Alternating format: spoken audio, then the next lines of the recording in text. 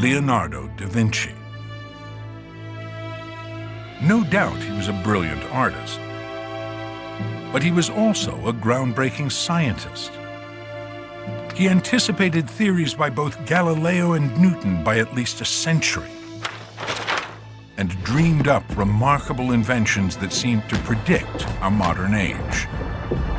Armored tanks, flying machines, even something like a self-driving car. Armored tanks, armored tanks, armored tanks. This tank was invented over 500 years ago by Leonardo da Vinci. Designed to be built primarily from wood and reinforced with metal plates, this armored vehicle featured steeply slanted surfaces engineered to deflect incoming projectiles. Around the perimeter, multiple guns were positioned to fire outward in every direction without requiring the vehicle to turn. At the top, a 360-degree observation turret provided visibility in all directions, while allowing smoke from the weapons to escape and air to circulate within the vehicle. It was powered by a gear system driving 4 wheels and designed to carry up to 8 soldiers, with 4 required to operate it. In reality, its weight and complex design would have severely limited its mobility. However, Da Vinci's tank was never built. Until John Pirate came along and decided to bring some old school to the new school.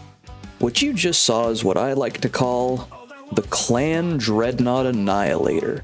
19 cannons, storage, engines, sails, storage space, anything you could think of, this thing has. And I'm here to show you how to build it. Now, needless to say, it does take at least 4 people to run this thing, or a clan. But if you decide to give this a shot with your clan, I can promise you you'll dominate the ocean for your entire wipe.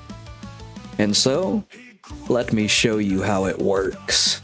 So, to start off with your build, you want to line up right here at the center. This is because you have to get the build in the center of the build area for this to work. And you'll see I make a mistake here, but you want to get the flat side of the triangle, you'll see, facing the boat editing station. So, right here, I realized, nope, that's wrong, I've got to do it right here. And so, I fix it, and we go on.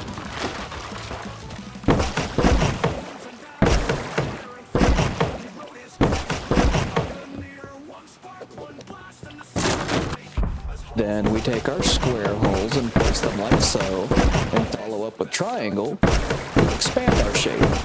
And this will act as the base for our ship.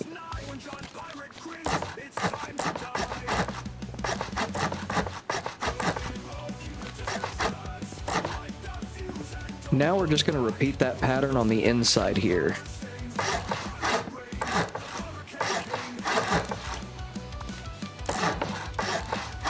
And slapping on just a couple of more door frames, the lower floor will be more or less complete for the time being, although this will change a little bit, but I will address this.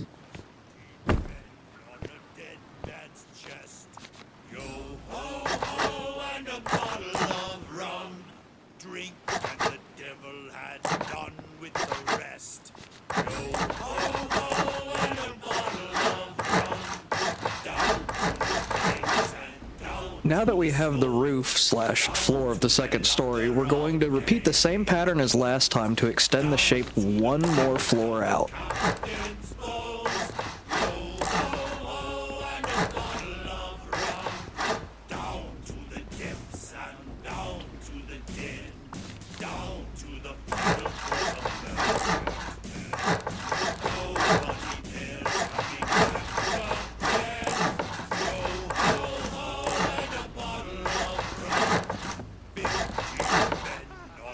Now that we have extended the rim, we can actually get to work on the center viewport, where the steering wheel goes. Now, I would also like to point your attention to the boat build cost there. That's going to tell you what you need for just the body of the ship. So it is expensive, and it will be more expensive considering everything else you have to do. But if you're a clan, You should have no trouble doing this, especially if you play in a 2x server. God forbid you play in a 2x server. And from here, I decided to go ahead and start putting a couple more door frames down, although if I remember correctly, I do have to move these around a couple of times to get things to fit, but I will address that, and you will see where things go, and I'm sure you as a Rust player can figure it out as well. Now you're going to come up here with your low cannon walls and place one around each of the 19 surfaces.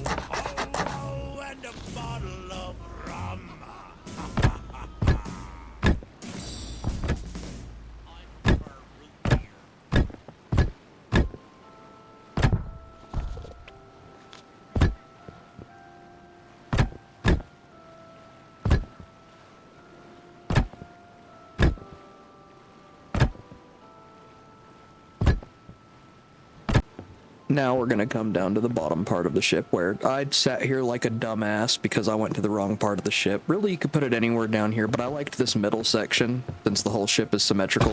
To just go ahead and plop that down there. Moving back upstairs, you're going to lap another circle rim around the very top of the ship here, and then you're gonna bust out one of the squares, preferably on the opposite side of the wheel, and put down some stairs. And then we're gonna get up here and we're gonna try to get some sails put down.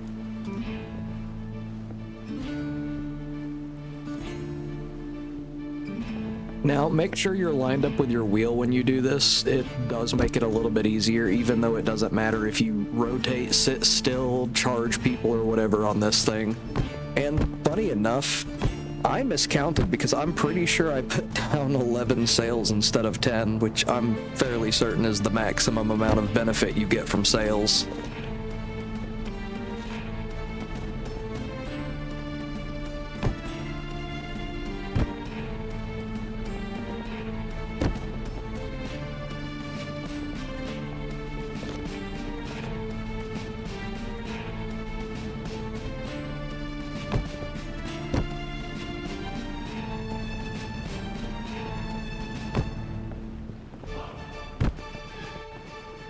So you could just wait to put your wheel in until you've about got figured out where your sails are going to be pointing.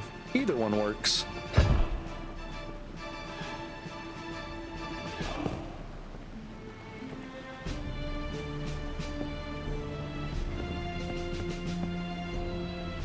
Now, this is me wandering around like a fool, wondering where exactly I'm going to put these engines. I had an idea for it.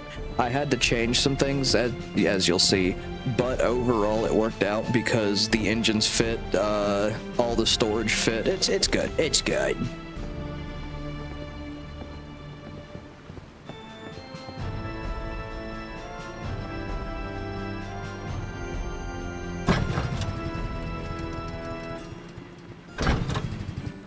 And wherever you're going to put your engines, remember, you have to go to the exact symmetrical side so that they all push the same general direction for proper propulsion.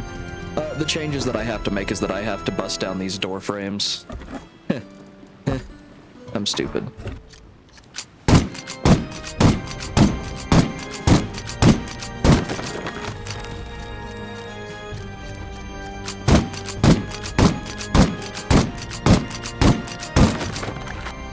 This is why the base has to be symmetrical, because I had the walls in the wrong spot, so I'd created an adverse airlock compared to what was on the mirroring side. You guys can reverse and check it out if you want to, but now there's not an issue, and we are up to 4 engines. For security reasons, I highly advise that you put windows and doors in long before this step of the build, but now we put on the doors and windows. These inside windows are super important so you don't get lost on your perfectly symmetrical ship, by the way.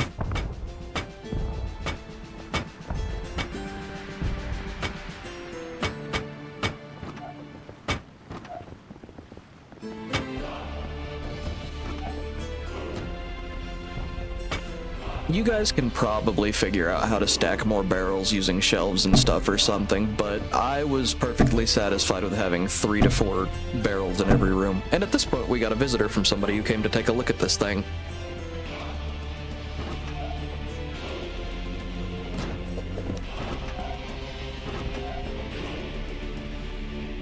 And of course, when you're in creative building, always remember to lock your doors.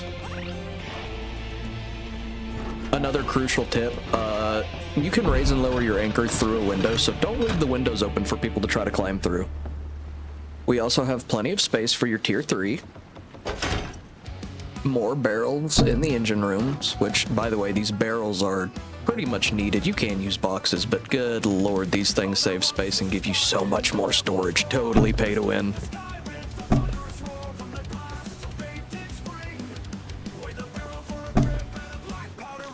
More than enough room for all the furnaces you could possibly need, and on top of that, you can even fit a mixing table. I mean, you can mix and match things, but, I mean, there's more than enough space for anything you could need on this boat. And what about your crew? I mean, there's extra space literally everywhere. You can cram as many bags as you could possibly need on this thing for any number of crew members, just about. This is the ultimate war machine. And all you have to do is take and put boxes in between every cannon and fill them with cannonballs for your crew. You ain't even got to worry about them getting yoinked because Rust already covers that. I mean, you just put locks on them and you're done. You have an unstoppable war machine so long as you have the bodies to throw into it. It's fuel for the fire. It's death. With nothing left to do, we're going to raise the anchor and we're going to see how fast it goes. And you'll see that it's not the fastest thing on the 7 seas, but it's not the slowest either. It moves. And as long as you have a crew, no matter where you are, no one can approach you from any angle without you raining hellfire on them. Spin in circles and machine gun the cannons. Do whatever. This thing is unstoppable if you man it right. Not to mention, you still have a near 360 view from inside the cabin as well. Between you and your crew, visibility, firepower, manpower, this has it all. Thank you guys so much for watching. This tank was invented over 500 years ago by Leonardo da Vinci. Designed to be built primarily from wood and reinforced with metal plates, this armored vehicle featured steeply slanted surfaces engineered to deflect incoming projectiles. Around the perimeter, multiple guns were positioned to fire outward in every direction without requiring the vehicle to turn. At the top, a 360-degree observation turret provided visibility in all directions, while allowing smoke from the weapons to escape and air to circulate within the vehicle. It was powered by a gear system driving 4 wheels and designed to carry up to 8 soldiers, with 4 required to operate it. In reality, its weight and complex design would have severely limited its mobility. However, Da Vinci's tank was never built.